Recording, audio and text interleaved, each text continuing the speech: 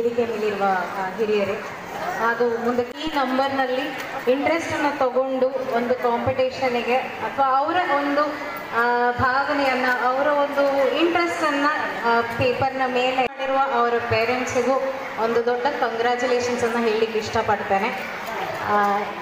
ಈಗ ಹೆಚ್ಚಿನ ಕಡೆಯಲ್ಲಿ ಸ್ಟಡೀಸಿಗೆ ಮಾತ್ರ ಕಾನ್ಸಂಟ್ರೇಷನ್ ಕೊಡ್ತಾ ಇರುವಂಥ ಟೈಮಲ್ಲಿ ಅದಲ್ಲದೆ ಬೇರೆ ಆಸಕ್ತಿಗಳನ್ನು ಮಕ್ಕಳು ಬೆಳೆಸ್ಕೊಳ್ಬೇಕು. ಬೇರೆ ಬೇರೆ